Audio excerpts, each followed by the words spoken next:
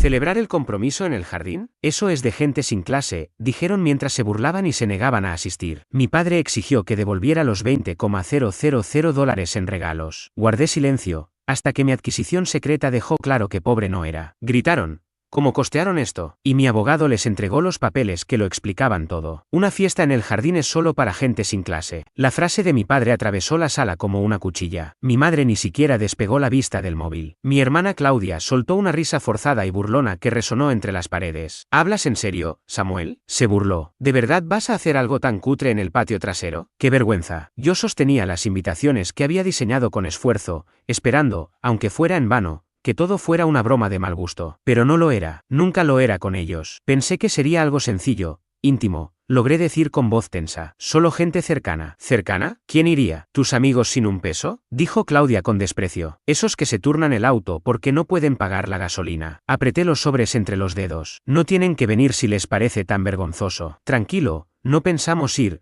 dijo mi padre con una sonrisa cínica, reclinándose en su sillón de cuero. Y si quieres un consejo, deberías cancelar todo antes de hacer el ridículo. En serio, Samuel, ¿un compromiso en el patio? Mejor hazlo en una estación de servicio. Volteé a mirar a mi madre, buscando aunque sea una mirada de apoyo. Pero ella solo seguía deslizándose por la pantalla, con las uñas impecablemente arregladas golpeando el cristal. Tu padre tiene razón, cariño. Nosotros tenemos una imagen que cuidar. ¿Qué pensarán los demás? ¿Los demás?, respondí, sintiendo la rabia subir como una marea lenta pero sofocante. ¿Los mismos que no nos visitan hace años? ¿O los que solo me recuerdan cuando necesitan un favor? El gesto de mi padre se endureció. Cuida tu tono, muchacho. No olvides que ya hemos gastado mucho en ti. De hecho, añadió con una expresión que se volvió calculadora, deberías devolvernos los $20,000 que invertimos en regalos para esa idea estúpida de compromiso. Al menos así recuperamos algo. Se me cortó la respiración. ¿20,000? ¿Estás loco? Yo nunca pedí eso. Pero terminarás pidiéndolo, como siempre, respondió con frialdad. Y cuando esta pequeña vergüenza en tu jardín fracase, no vengas llorando. Salí de esa casa con las invitaciones arrugadas en las manos, mientras sus palabras se me clavaban en el pecho como agujas. No iban a asistir. Estaban avergonzados de mí. Y ya contaban el dinero que, según ellos, les debía. Pero había algo que no sabían, una compra que había hecho en secreto. Una que iba a destrozar todos sus prejuicios. Una que probaría cuánto se equivocaban conmigo. Una semana después de marcharme, los ataques comenzaron de nuevo. Primero, mensajes en el grupo familiar. Samuel quiere un compromiso barato en el patio. Normal, siempre ha vivido con centavos. Claudia: oye,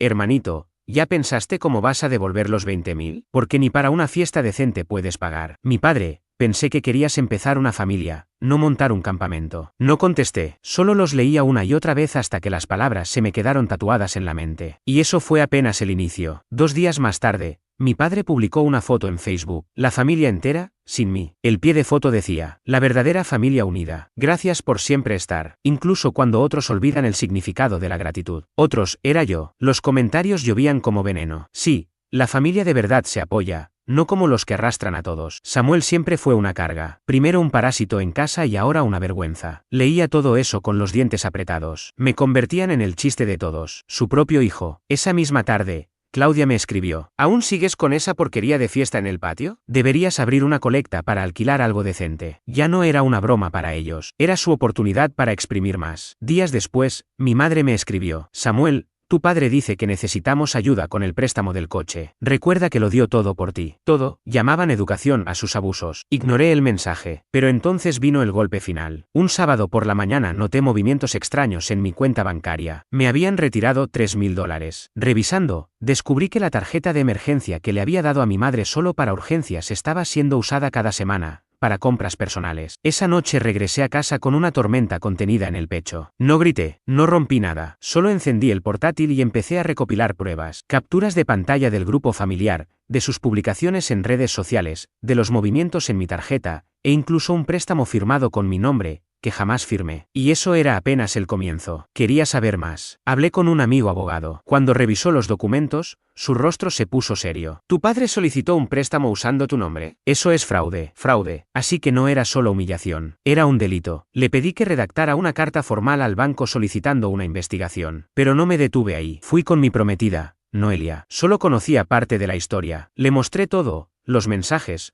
los registros bancarios, los documentos falsificados. Ella se quedó en silencio un momento, y luego susurró. Tienes que ponerle fin a esto. No puedes seguir callando. Y no lo hice. Publiqué un mensaje en mis redes. Algunas familias te apoyan, otras te consumen, algunas te avergüenzan en público mientras te vacían por dentro. Yo ya no me voy a quedar callado. Los comentarios llegaron en avalancha. Amigos me escribieron con palabras de aliento. Incluso personas que nunca hablaban empezaron a compartir sus propias experiencias con mi familia. Como mi padre se jactaba de mis logros cuando eso lo hacía quedar bien, pero luego me humillaba a mis espaldas. A la mañana siguiente, recibí un mensaje de él. Borra esa basura. Nos has deshonrado. Estoy llamando a un abogado. Un abogado. Sonreí. Ellos todavía creían que yo seguía siendo el mismo muchacho que agachaba la cabeza y aguantaba todo en silencio. Pero ya no era ese. Esta vez, estaba preparado. Ese mismo día, llamé de nuevo a la agente inmobiliaria. Hola, habla Samuel. Quiero cerrar la compra de la casa. Sí. La que está junto a la costa, sin necesidad de hipoteca. Iba a pagar al contado. Ese era mi secreto, uno que nadie en mi familia conocía, y cuando lo descubrieran, sería como encender una mecha en un barril de pólvora. El restaurante estaba en calma, de esos lugares donde el sonido suave del jazz pretende cubrir tensiones que no se nombran. Elegí una mesa al fondo, apartado, y me senté con las manos alrededor de un vaso de agua, aunque por dentro, el corazón me latía como si fuera un tambor de guerra. Entonces llegaron. Mi padre, fingiendo tranquilidad,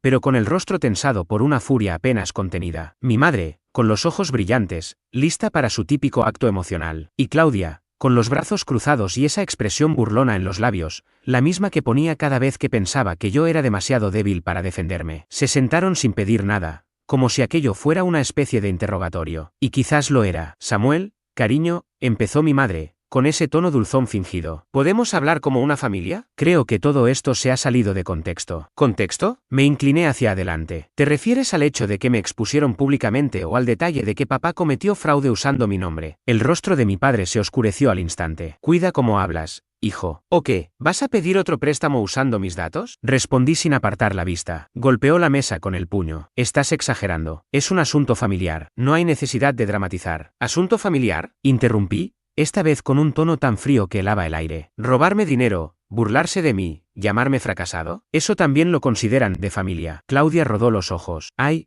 por favor, Samuel, siempre tan sensible. ¿Es que no puedes tomar una broma? Deslicé mi teléfono hacia el centro de la mesa. En la pantalla estaban los mensajes de nuestro grupo familiar, publicaciones en redes sociales, todo. Dime, ¿cuál de estos comentarios fue un chiste? El rostro de mi madre palideció. Mi padre apretó la mandíbula. La seguridad de Claudia empezó a resquebrajarse. ¿De verdad piensas que puedes venir aquí y soltarnos estas acusaciones? Gruñó mi padre. Nosotros te criamos. Somos quienes te formaron. No, susurré, acercándome un poco más. Ustedes intentaron destruirme, pero fallaron. En ese momento, la puerta del restaurante se abrió. Disculpen la demora, se oyó una voz firme. Todos se giraron y sus rostros se congelaron. Era mi abogado. Se acercó, colocó una carpeta gruesa sobre la mesa y se quedó de pie. ¿Y este quién es? Escupió mi padre con rabia. Mi abogado, respondí, sereno. Aquí dentro hay algo que quizás les suene, se llama evidencia. Abrí la carpeta. Lo primero, una copia del contrato del préstamo falsificado, con la firma escrita a mano de mi padre, suplantando la mía. Luego, un resumen de gastos de la tarjeta de crédito que le confié a mi madre y que ella utilizó sin control. Capturas de pantalla de los insultos en el chat familiar. Fotografías de publicaciones públicas donde mi padre me llamaba perdedor. Me robaron, me difamaron en internet, falsificaron mi firma. Y ahora van a asumir las consecuencias, dije con una voz firme.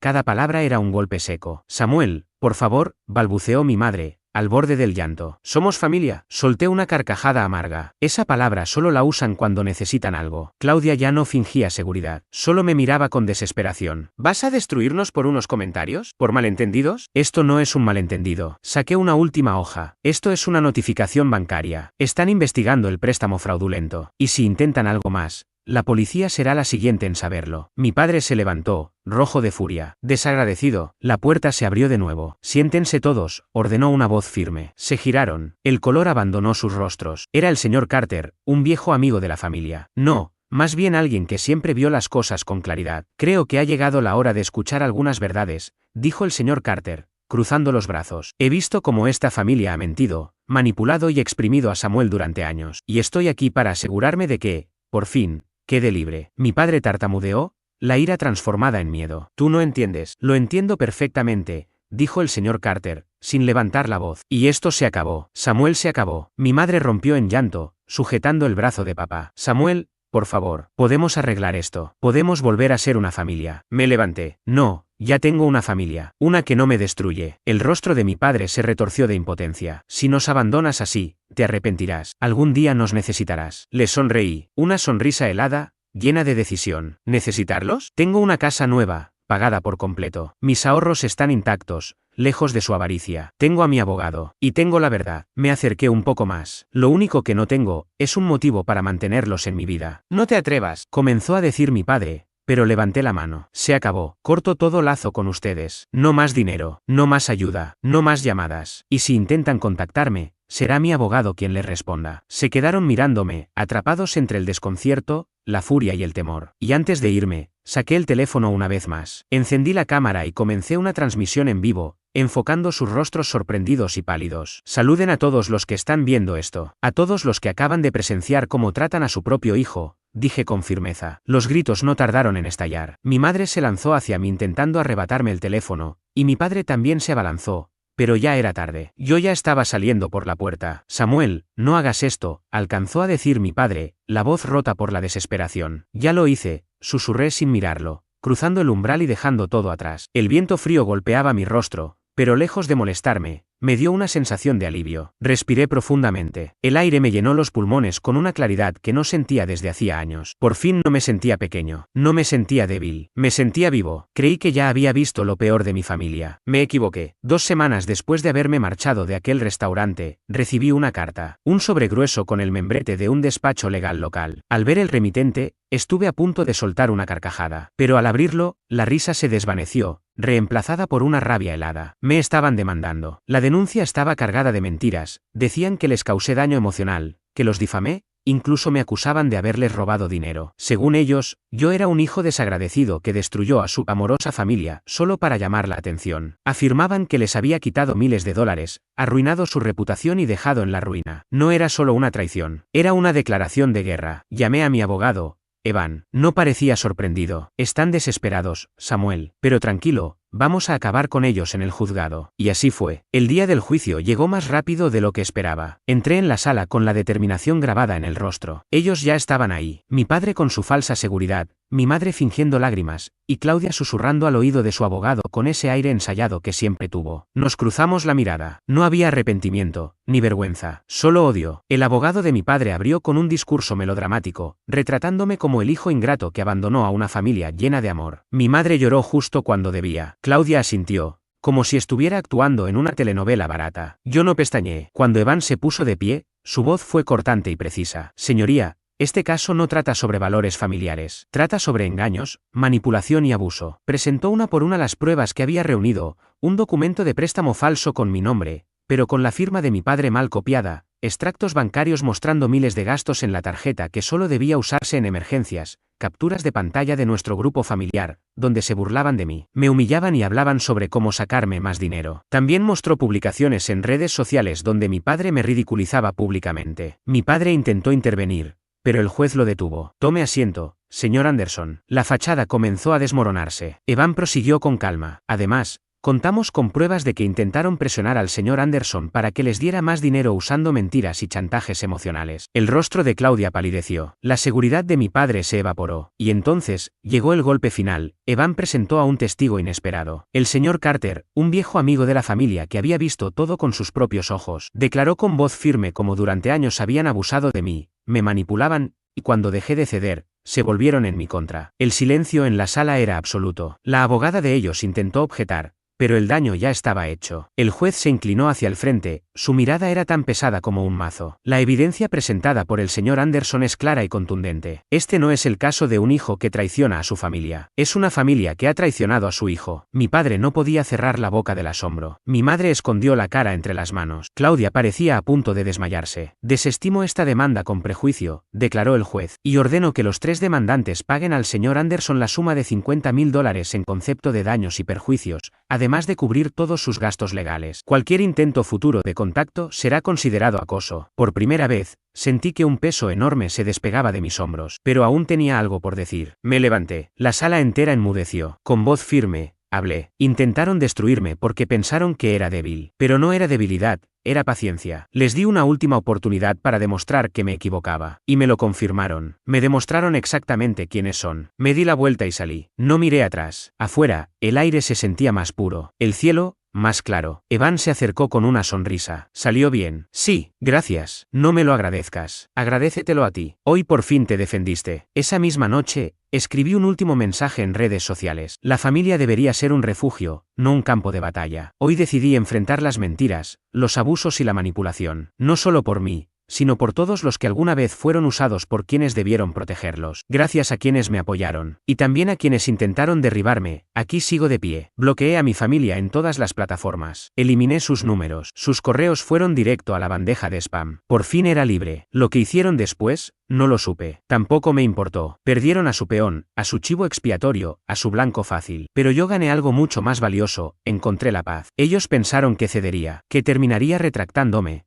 tal vez incluso perdonándolos. Pero la verdad tiene una forma cruel de alcanzarte cuando vives atrapado en mentiras. 2 semanas después del fallo judicial, llegó el primer pago. Sin palabras, sin notas, sin disculpas. $10.000, un tercio de la deuda total. No mostré reacción. Ignoré los correos electrónicos de mi madre, donde rogaba que fuera comprensivo. No respondí a los mensajes de voz de mi padre, donde se mezclaban la ira y las disculpas borrosas por el alcohol. Ni siquiera me molesté en mencionar las publicaciones en redes sociales de Claudia, historias falsas donde aseguraba que la había traicionado. Pero no les quedaba otra salida. Mi padre intentó vender su camioneta, pero el comprador se enteró del juicio y ofreció la mitad del valor. Los amigos que antes lo elogiaban dejaron de contestar sus llamadas. Su reputación se hizo trizas. Mi madre, en un acto desesperado, comenzó a vender todo lo que tenía de valor: pulseras de oro, colgantes de plata, incluso aquel collar familiar que un día prometió a Claudia. Cada venta era una herida más, una lágrima menos disimulada. Claudia, fiel a su estilo manipulador,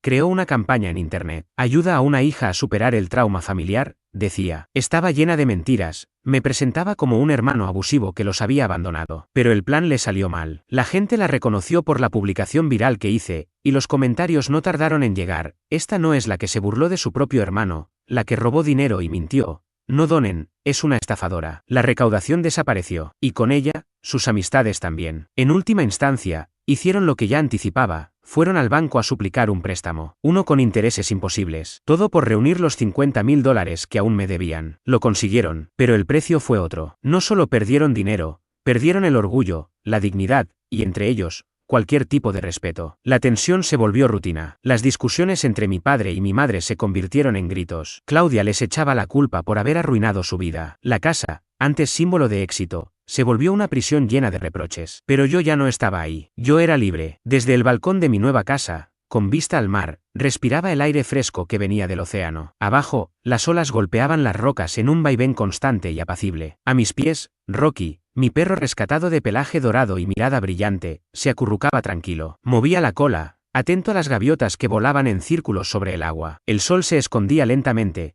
tiñendo el cielo con tonos anaranjados y rosados. Y por primera vez en muchos años, sentí paz. Pensaron que podían destrozarme, que podían manipularme, humillarme y dejarme hecho pedazos. Pero no me quebré. Todo lo contrario, florecí. El teléfono vibró. Un correo de mi abogado. El pago final había sido depositado. Los 50.000, completados. Ellos, libres de mí. Yo, finalmente libre de ellos. Miré la notificación, luego borré el mensaje sin pensarlo demasiado. Mi vida ya no les pertenecía. El trabajo se convirtió en un lugar de motivación, no de escape. Mi compromiso me llevó a recibir un ascenso, líder de equipo en ciberseguridad, un puesto que ni siquiera imaginaba años atrás. Mientras ellos se hundían en su caos, Noelia y yo planeábamos nuestra boda. Una ceremonia pequeña, junto al mar, rodeados de personas de verdad, sin máscaras, sin dramas, solo la verdad. Rocky, nuestro perro dorado, se volvió el símbolo de lo que éramos, libres, fuertes, amados. Una noche, cuando el cielo empezaba a llenarse de estrellas, Noelia se acercó al balcón con 2 tazas de café. Me entregó una y se apoyó en la baranda. ¿Piensas en ellos a veces?, preguntó,